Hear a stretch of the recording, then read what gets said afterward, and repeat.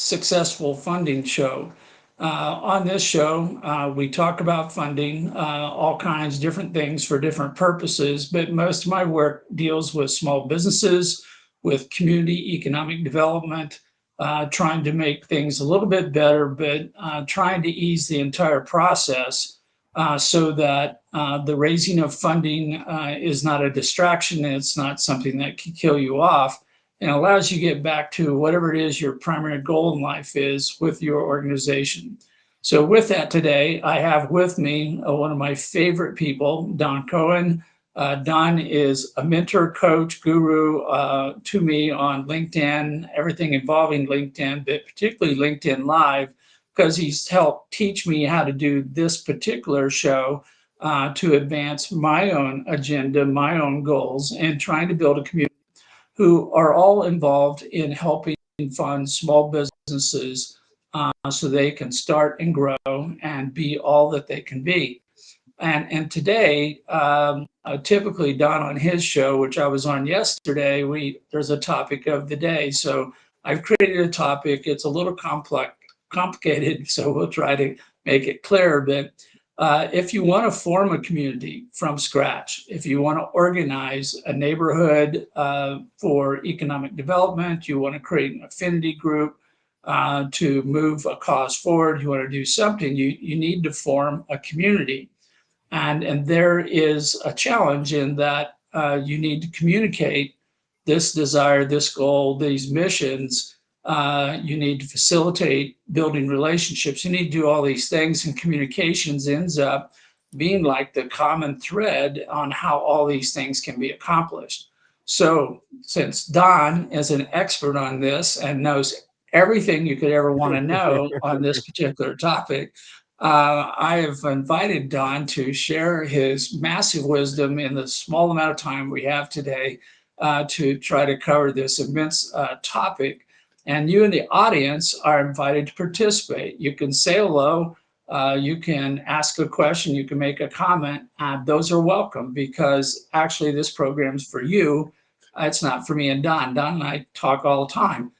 But we want to do something that shares some value, some benefit to you. So feel free to jump in at any time in the comment section and we'll go from there. So with that, Don, please start off giving me, the usual background on how did you get to here today that made you an expert on communicating on LinkedIn.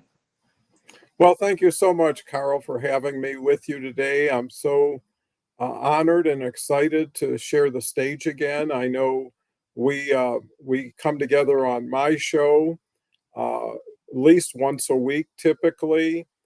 Cover a lot of areas, specifically funding and different nuances to educate and make people aware of opportunities or better define them for people who need a little more definition.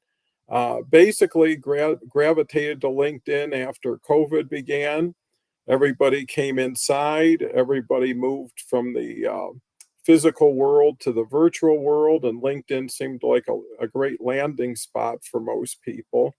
Did traditional LinkedIn, posting, commenting, connecting, and then approximately 2 years, give or take, I gravitated to LinkedIn Live and just saw the full potential of real time with real people having real conversations with relevant subject matter that could generate enough value to justify everybody's efforts. With that said, over time have been able to build a really strong collaboration group of live streamers, have about 7 people in it. Carl's an honored member of that group and has given us a chance to go shoulder to shoulder on really bridging what our different experiences is to really formulate something that's a quality presentation and communication vehicle that can be leveraged by so many more people for a competitive advantage. So that brings us up to date and just love the learning curve that we're starting to take advantage of and the synergies that come with bringing different people together, doing the same, let's say, medium, using it, but for different purposes, and everybody's learning as everybody else is learning. So just the best of the best of win-win. Well, thanks for that, Don. And yeah, I've known Don for a long time, but we hooked back up here last year as I was trying to figure out how to either reframe myself or reposition myself or recommunicate myself.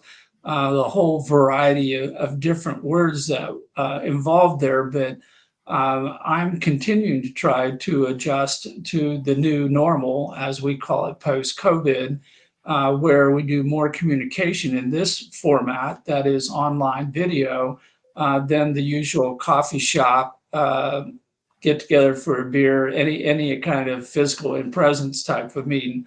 Not that I don't like those, but when you start thinking about it, you're saying, hey, I could have 20 meetings during the day of a half hour each, or I could have 2 or 3 meetings that are physical. So I have a chance to do more, accomplish more within this time frame. And so the result of that is that I'm using this medium more and more. And then again, I'm looking at all forms of communication. I can send a email to one person. I think I've sent out 10 or 12 already this morning. Um, and again, these are singular. It's a one-on-one type of relationship. But as I'm trying to share information on funding to help other people learn about funding, LinkedIn Live allows me to go to anyone who wants to get on the LinkedIn social media platform. We're also dual broadcasting this on Facebook and YouTube. So we have 3 different mediums all at the same time sharing information, which could cover a significant portion of the world if everybody wanted to tune in. But because of the medium, this show is not only live, where you get a chance to interact with us, but it's also recorded. So if this doesn't fit in your day, or you had 20 other things all scheduled for 8 a.m. on a Tuesday morning, you can go back and catch this show at any time, almost forever. I'm not sure if and when LinkedIn's going to start saying, well, I think 40 years is too long to keep all these things together and cut us off. But for the moment, you can go back to all my shows that all are in this year of 2024. So we have somebody who has joined us from the audience, Shamira. Thank you for joining us this morning. We welcome you in the audience. If you have a question or comment, feel free to chip in, because as I said, this program's for you, and we want to give you as much value out of the program as possible. So Don, with that, you and I both know about, we're all members of different communities, and we can define them generally in 2 groups, what I call this is my neighborhood, which is a geographic area. But then we also have groups that have common cause. So I'm like a small business advocate, and more specifically funding a small business advocate. So we can use communications to form these groups, to grow these groups, to improve the quality and the benefit from these groups. When you start thinking about communication, what's the first thing that you're thinking of in getting the word out? Great question. And my answer is relevancy. It's too easy to get caught in the crowd noise, have a lot of people, but at the end of the day, they're not focused or interested in the direction you may be going. And I found over time, it's better to do more with less players on a live stream. The other key element that most people may not be fully aware of is most communities. I could have, let's say, 10,000 followers, and Carl could have 10,000 followers. And we're doing the same type of business in the same industry.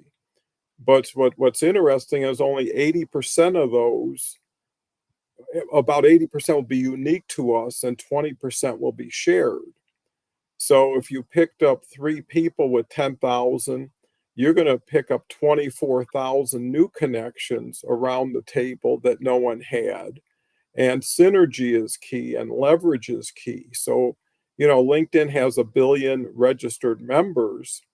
How do you get your arms around that? You really can't, but you can carve out a niche and then find aligned related people in that niche, and everybody wins together, everybody learns together, and everything becomes more interesting for the audience because now there's new faces, there's new thoughts, new experiences. So how do you keep it dynamic? How do you keep it exciting? How do you keep it interesting? Because every show earns a membership ticket to the next show.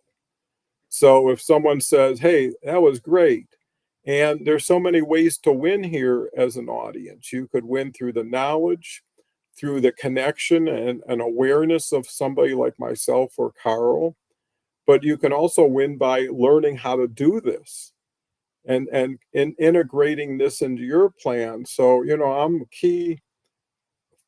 I'm focused primarily in how do you make your time, thought, and resources more effective on LinkedIn. And so it's not always doing more, it's doing different things, different ways, distinguishing, differentiating yourself from the crowd, and really elevating where you are to, where you could be. And I think that's so important. So hopefully that answers your question, Carl. Well, yes, it's a great starting point because essentially what we're saying is that why would any two people want to talk to each other? There's got to be some benefit that comes out of that. That benefit, typically the relevance, has to do with what they have in common, what they can benefit in common. And so if I want to go play pickleball, can't play pickleball myself. I need someone to be my opponent, the person I'm going to compete against to play. So I need someone else. If I'm going to try to do something that's of greater magnitude, like I want to raise money into a small business and I want to do it in small dollar amounts that everybody can afford, then I need a crowd. I need enough people to make the small dollar investments to meet the investment goals of that small business. And now we may be talking hundreds, thousands, tens of thousands of people that need to come together, and they have to have the relevance, as you say. And so as we're communicating, it needs to be obvious. It needs to be not something where we have to educate somebody that this is relevant. We need to be somehow getting that across in our messaging and what we're saying so that the person can make their own determination. This is about me, for me, it's relevant to me. I should be in this group. And as you say, there's so much value in this. I should come back and have another conversation, whether that be in a LinkedIn Live program, whether it's in a newsletter, a podcast, a poll, any other way of exchanging information that is mutually beneficial to both people that are in the conversation. How do you go about measuring relevance, Don? What would be some things to look for other than simply people signing up or subscribing to your show or to your newsletter? Yeah, excellent again. What I found is if you look at, well, you begin with someone's profile. At that point, you get a superficial, fast look, and some things you just say, yeah, this person's in my orbit, and I could see value in connecting with this person. Assuming it goes to the next step, which is, could this person be a great guest on my show? Well, that usually lends itself to a Zoom call. And at that point, you can get beyond the facade of self promotion or having somebody who's got a picture 40 years younger than they really are, and get to know the person. Because how you feel is how your audience is going to feel on first impression. And some attributes are not typically just professional. Some of it is how exciting are they? How happy are they? How do they project? And then at that point, I always say the first one's on me, the second one's on them. So I'll sport somebody to a guest host, depending on how they do and how they feel after what they do, could determine if we do it again. I've also acquired a saying that if there's no future, there probably isn't a present. So if I can't see an opportunity to grow together, build together, share together, and it doesn't have to be in like kind. Somebody may have a lot of experience or uh, authority in a certain area that I want to get to know, and maybe that's the case. The other thing is networking. Is who circle of influence do you want to include in your circle of influence and share? Because again, you're promoting somebody. Initially, it's to your show. Initially, it's to your network, but eventually, it's the people who see you, who know you, and now you have a chance to introduce, refer. So there's a networking opportunity, there's a communication opportunity, and there's a learning opportunity. I've done about 800 of these shows, and over time, you get better with every show because you learn from the person you're with, but you also learn from yourself to say, oh, here's a shortcut, here's a way of getting audience reaction. And it just helps you kind of mold together something that's somewhat unique and attractive. And again, everybody's experience has to be your top priority. So I always go audience first, guest second, me third. Have I made this a worthwhile experience for the audience? Have I made this a beneficial experience for the guest?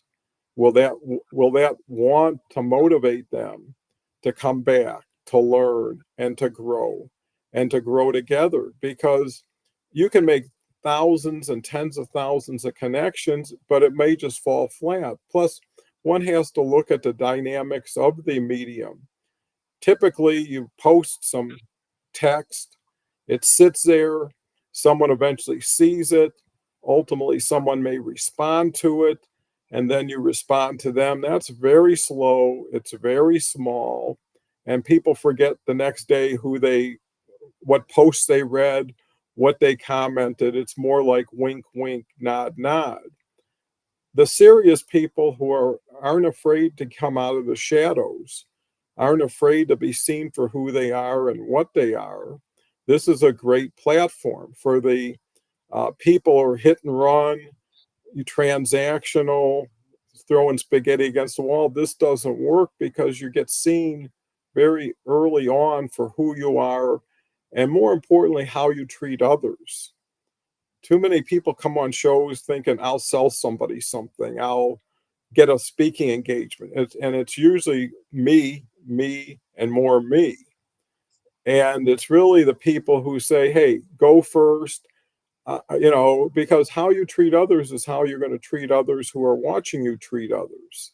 So you're projecting, and what is the result of that hour on the audience, of the host, and how worthwhile was it, and how eye opening was it? Because people don't know what they don't know. If all you've done is a certain thing, you work within that universe. When someone opens a door to something new and exciting and different, all of a sudden, what was maybe important becomes less important, and what wasn't known becomes the thing you want to attach to. And some people are just love communicating, love talking, love sharing. Initially, it's a little tenuous because it's new. People get a little intimidated by a live audience. But I always look at it as a conversation between me and the person on the show with me, and having the people in the audience getting the benefit as opposed to us not focusing on important, relevant areas. And you're right, audience participation is key because it's like feedback, right? A comedian doesn't know how funny their jokes are until they hear laughter, right? Everybody could be enjoying it, but until that first laugh hits, you start to come inside and say, oh my goodness, wrong audience, wrong dialogue, whatever. So it's really, there was a saying, I think it was George Washington, but it's been attributed to so many presidents, is if they had 5 hours to cut a tree, they'd spend 4 hours sharpening their axe. And, it's the same thing. To get better, you got to be better. To be better, you have to surround yourself with people who are already where you want to be or hope to be. And I think those are key. So, long answer to a quality question. Well, we're going to dive into this a little bit more because there are several elements that you covered in that.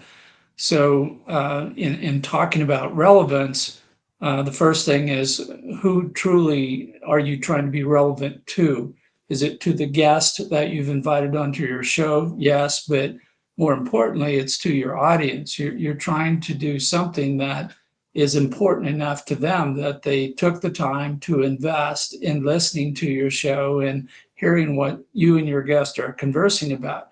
And for them to come back, then they have to think that they got greater value out of that time than all the other things that are competing for their time. So it ends up being very, very important. As I listen to your show and different guests over time, I keep picking up information, tidbits of techniques, or how to do something, or thinking process that allows me to look at a problem differently. And it's a building process where I feel like I'm investing the time to listen, but I'm getting good value back in the audience. And so you've got two things going on at the same time. You're communicating to the audience by your conversation with your guest. So the other part of the relevance is your guest and your conversation something the audience is going to benefit from? Can that guest bring something to the conversation that the audience will appreciate and say, I'll be back again tomorrow? Because if, as you said, if you bring on a guest who's a dud, that's the nicest way I'm going to put it, but they're all self-promoting about themselves, then the audience goes, I don't need that. I can get sales and advertising anywhere I look. I came here for something different. And determining what that is, I think is part of the challenge. Is what is the content? What is the topic? How is that topic presented? How do you present that in a way that the audience can see it, understand it, get value from it? And that has to do with how you manage the conversation with your guests. Something you've taught me is that having this type of a conversation is way more valuable, useful, entertaining, informative, whatever word we want to put on it, than me standing up and doing a webinar where I'm preaching at you some technique. And it isn't that I'm not giving you good value, but it's all one-sided. It's not interactive, and it's kind of a take it or leave it, hope it sticks and doesn't bounce kind of a thing. And when somebody gets on and starts pitching, you're like, well, they're talking about themselves. They're not talking necessarily about the audience. They're telling the audience they want something from the audience, and that tends to serve the whole purpose. So now we're going to take a 10-minute break from my. No, I'm just going to take a sponsorship break. But I think it's very important. I've really learned a lot because I used to do podcasting and found it wasn't working for me. I couldn't quite see, one, I didn't have audience interaction, so I was talking to myself. I wasn't getting a lot of feedback, which is not uncommon, so you didn't know how to guide where it was going. Where in the live stream, you basically have a conversation. A conversation goes wherever it goes. Hopefully you stay reasonably on topic.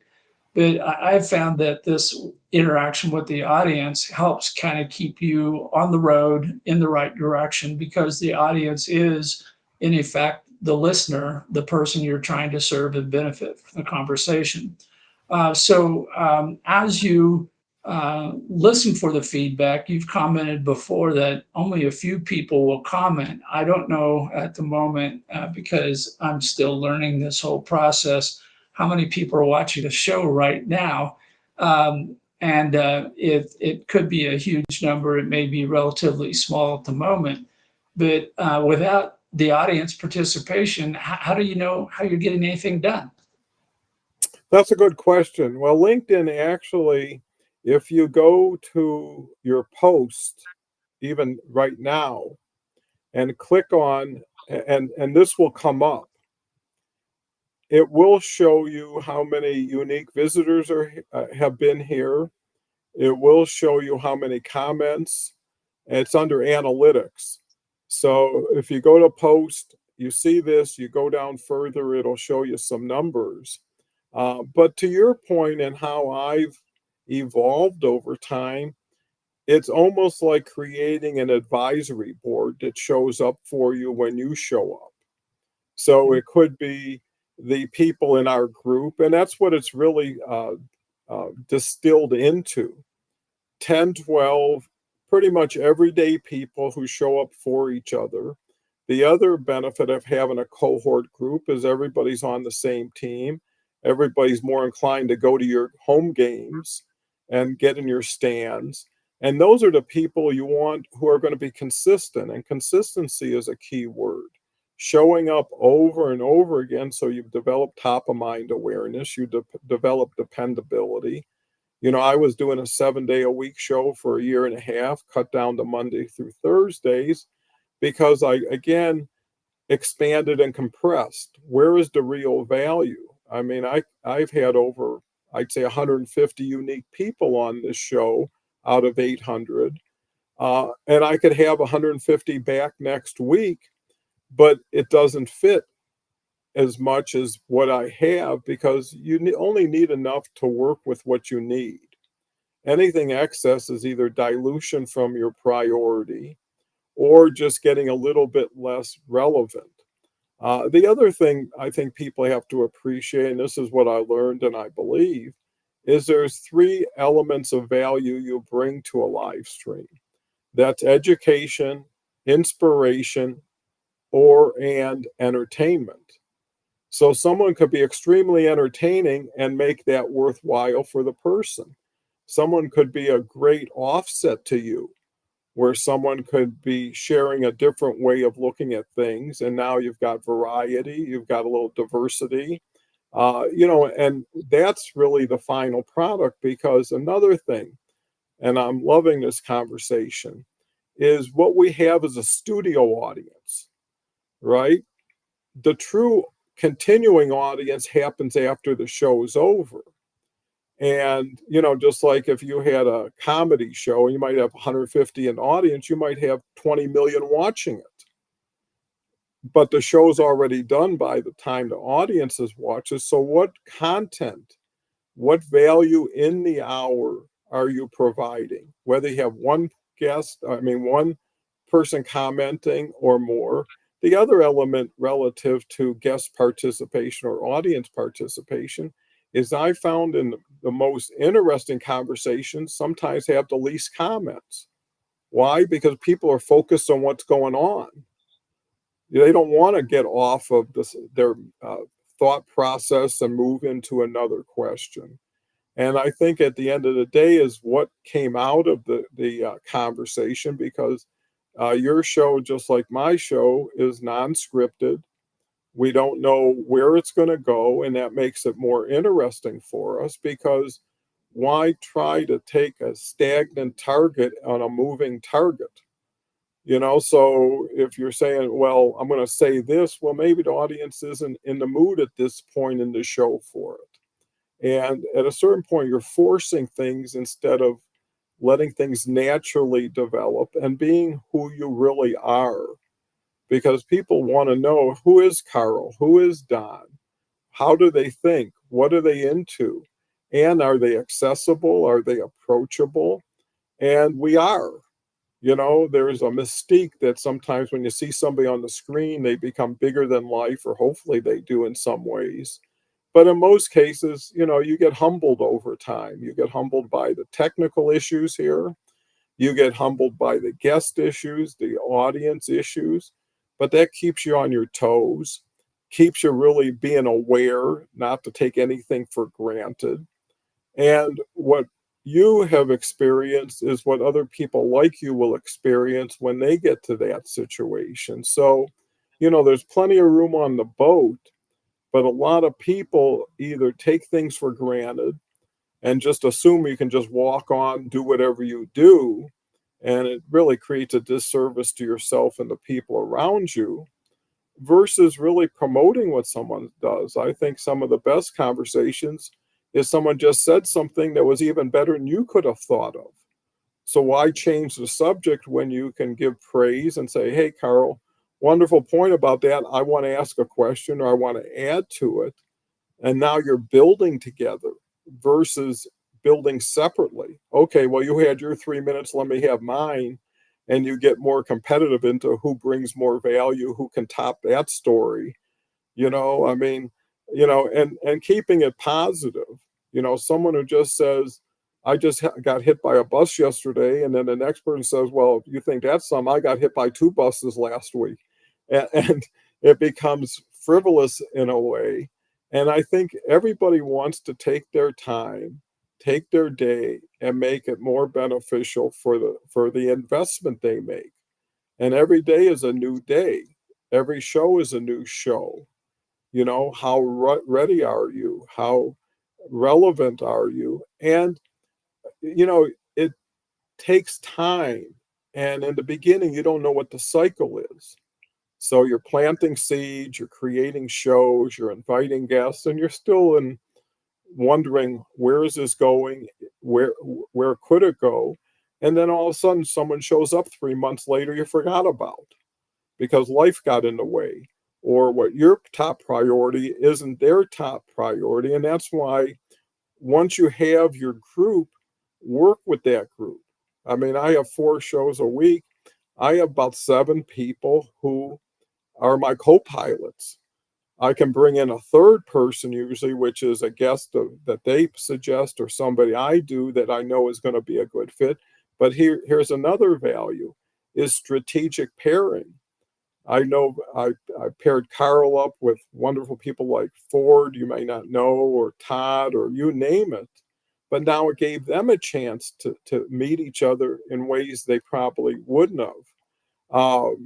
Oh, here we have Carrie here with us. So, anyways, hopefully that addresses it. I mean, I'm not limited by time and experience in what I'm doing, so love to share.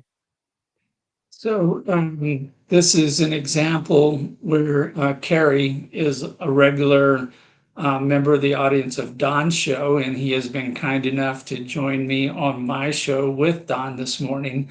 And Carrie loves to give an element of humor every time that he is in the audience, which I appreciate because it keeps the conversation light. And in this case, Carrie says, you know why the comedian had sheep on the stage with him. He had to have material for such bad jokes. and uh, so thank you, Carrie. Appreciate your contribution of humor to today's show. I myself try to tell a few bad jokes from time to time, and I can profess that um, yes, some of them are very bad. So we'll go from there. Um, with that, um, we're looking at we've determined that relevance is a reason for any two people to talk together, which is a pairing. But now, if we want to build a community, that is, we want a whole bunch of people who all have relevance, how would we go about building this? You made a reference to including people in their networks, and I think that is clearly one of the keys to doing it. But how would you go about going from one-on-one to one in a huge number of people who all have common relevance? Well, that's a good question. You come up with great questions, and I love it because I have good answers to them also. Is I went from a push strategy to a pull strategy. And what that means is I only reach out to people who have already made an effort in some way to reach out to me. And what that means is who connected with me in the last few days, who looked at my profile in the last few days. I'm very strong on polling. Every poll I do has between 47 and maybe 80 some responses every day. out of 50 to 80 people. And these are people who I may not see, because what I learned about LinkedIn is some people love polls. Some people love live streams. Some people like audio events. Some people like posts. If you try to uh, pigeonhole somebody into one activity, you're going to miss people.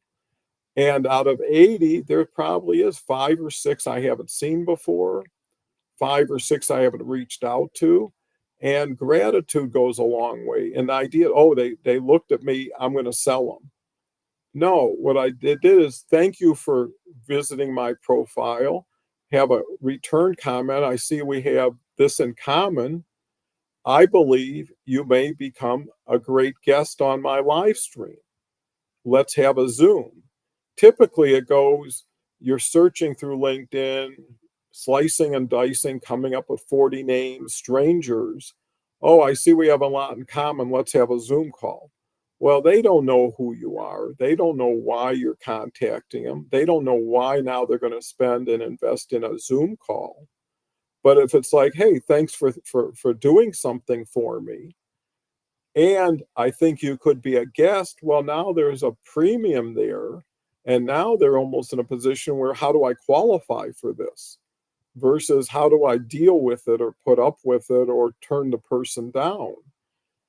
So you're always, you can't fill a jar until you took the lid off.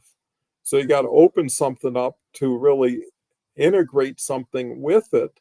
And it's all very casual. It's only when you get really hot and heavy that people get turned off. And it's just, hey, thanks for taking the poll. I really appreciate it. By the way, if you're ever interested, so it's not like let's do something, but hey, if you have an interest or your desire is to do something, whatever you choose, and I typically template it. And I think that's the other key to time efficiency is no one knows what anybody else is getting. But if everybody else did something to stimulate getting something, then the response can be similar. So too many people think, well, I just answered this question this way.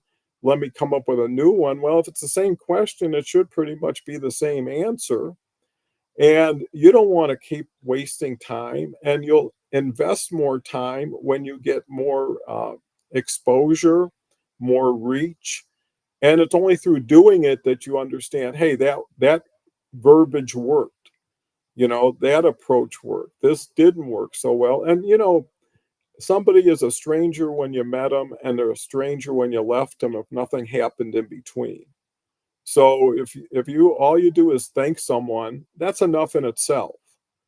Anything that goes from it is gravy.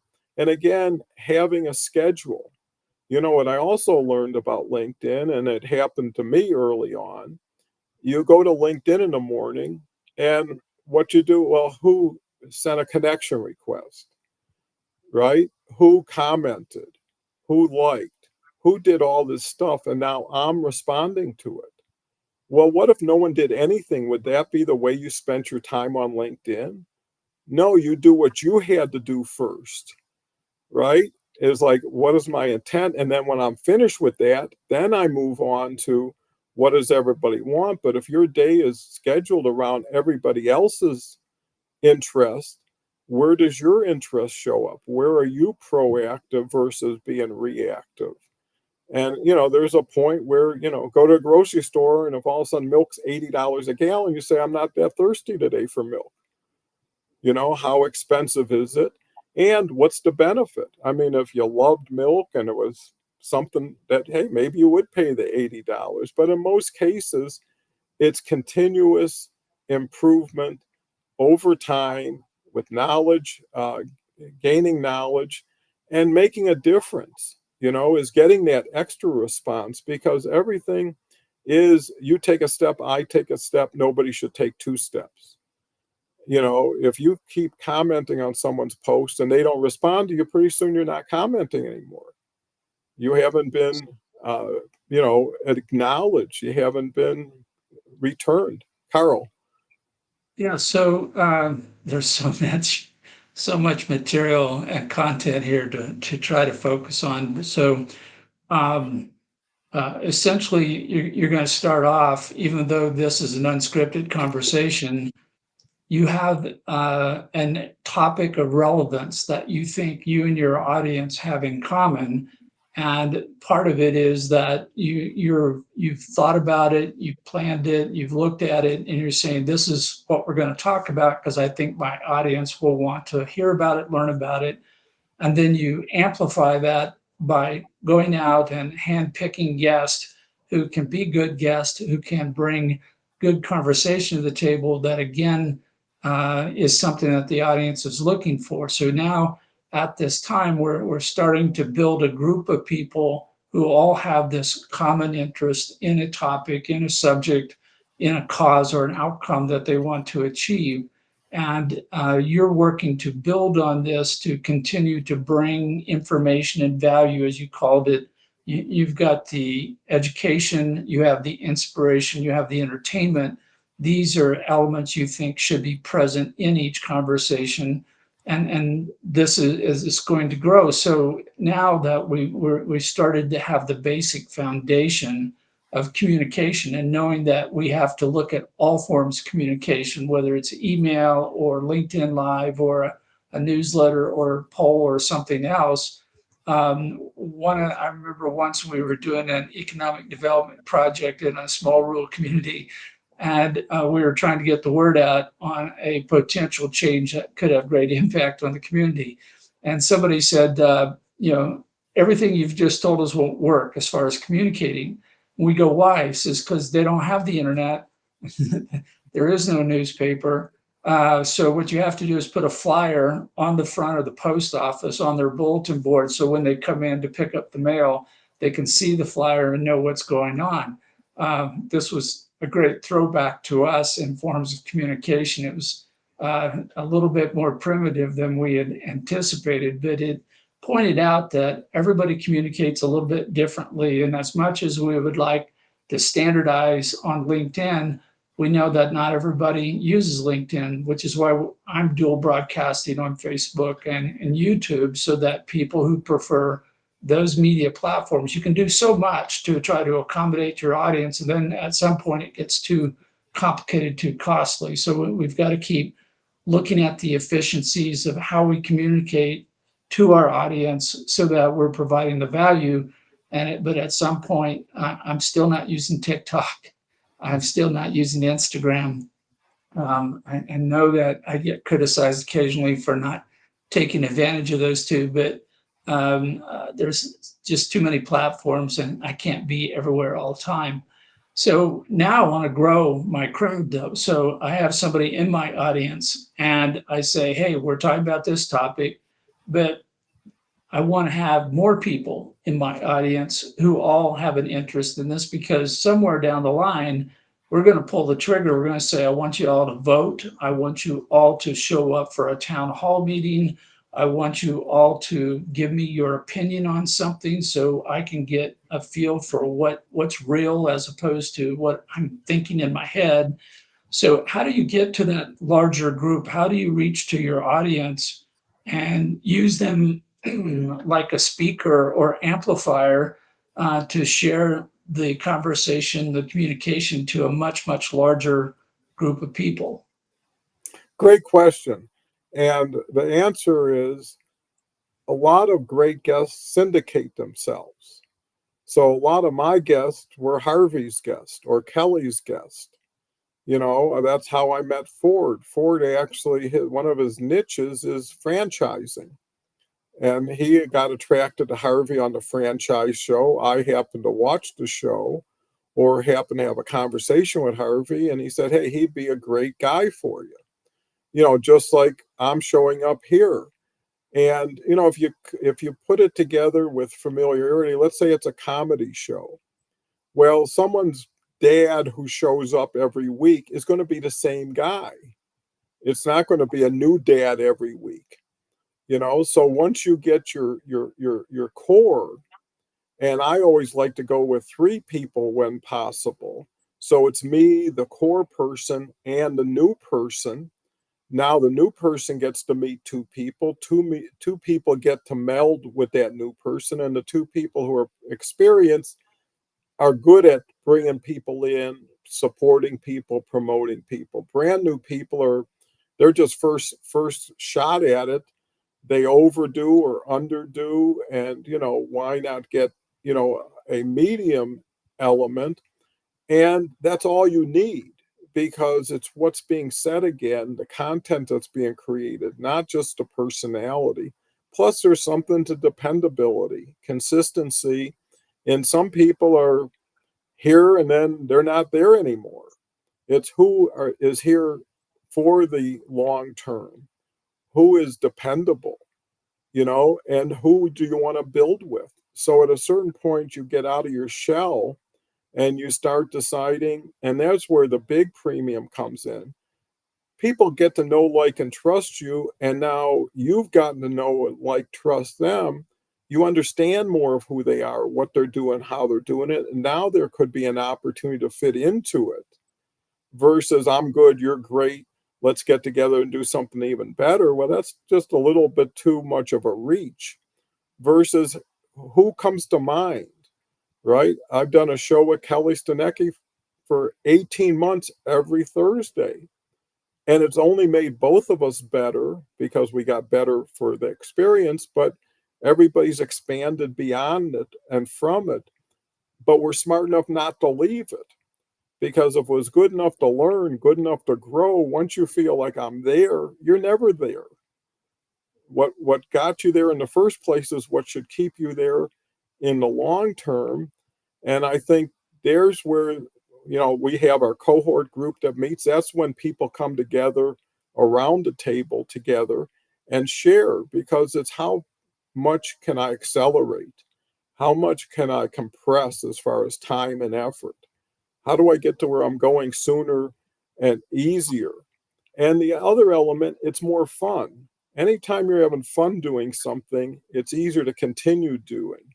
If you wake up and say, gosh, I got to go to do this, that will eventually reflect and project on the audience, on your co host. But if you're having a ball, it doesn't even matter why. People just, like I always say, people hear your music before they care about your words. If you're jumping up and down and so excited and you can't hold it in, everybody starts getting excited. So, it's really kind of being the master of ceremonies, the host, the co-host, the audience, all at the same time, and knowing when to shift gears, and knowing when, hey, we've had a little too much of that. Let's move to the entertainment side. I'm fortunate I have enough sayings that sending visual pictures is easier sometimes than trying to get technically defined by what you're doing. So uh, with that said, how do you create more interest, excitement? And the other big area as far as growing your group is promotion. I haven't reached the level of Harvey, but he sent 1,000 invitations a week to one show. He gets 150, he gets Yeah, 100. Go ahead. let's talk about Harvey for a little bit, because between everybody we know, Harvey has probably been the fastest growing theme target. He has his own LinkedIn live show called The Franchising Show. So it's easy to remember because he's talking about franchising. And we talked about syndication. And for those of you who are not familiar with the term, basically everyone in the world knows so many people. They're in their fan base, they're in their family, whatever you call it, their network. And one of the tricks or techniques that you mentioned, Don, is when you invite a guest to your show, you don't want to invite somebody who knows only one person because they have a very small network. You're not going to grow very fast if all they're bringing is one fan or one supporter or one follower of what they're doing. But if you bring somebody like Harvey now, Harvey went out and identified all the leaders in the franchising industry internationally, and he invited them to their show. And on his show, then whenever he's talking with this person, that person has all these people who follow and want to know what that person is saying. And so Harvey's show gets bigger and bigger every time he has a new guest because he's borrowing, he's bringing people to his show. And if they like his show, they become not only a fan and follower of his guest, but also of Harvey. So his show keeps growing. And then as you were explaining, Don, he's very intentional, very methodical. It isn't like, let's see what happens. He goes, no, he's going out there and saying, I want you people to come to my show because I'm talking with this person. And for whatever reason, he thinks the relevance is high enough in that program that people go, oh, thank you for the invitation. I appreciate the opportunity to listen in on what this person is going to say. So he's thinking about relevance all the time. He's thinking about how a guest is relevant, what they're saying is relevant to his audience, and then he's just going at it. I mean, he's a machine that just goes out and says, okay, I'm working it all the time. I'm trying to figure out how to create a bigger audience so that he is impactful. He's a leader, as we would call it, or a thought leader within the area of franchising. And he's doing it, though, by syndication, by borrowing crowds, by adopting crowds, and trying to be relevant to this larger and larger group of people. So I think that people who understand how Harvey goes about building his crowd for the franchise show can learn a lot because he's testing all the elements on how he goes out there and makes something happen. Yeah, for sure. And, he's aggressive. Uh, his focus is franchising, but like I say, his numbers from day one were 1,000 invites, 150 acceptance, 50 show up. Out of the 50 show up, eventually 20, 30 continue. And then the thousands layers on that, and that goes to 30, 40. If you see his show, and actually my show is in about 8 minutes, I'm going to have to take off. But Harvey's show is right after my show. And you'll see 40, 50 franchise people commenting. I mean, it never stops because he's developed that. And he hasn't just developed it around his connections.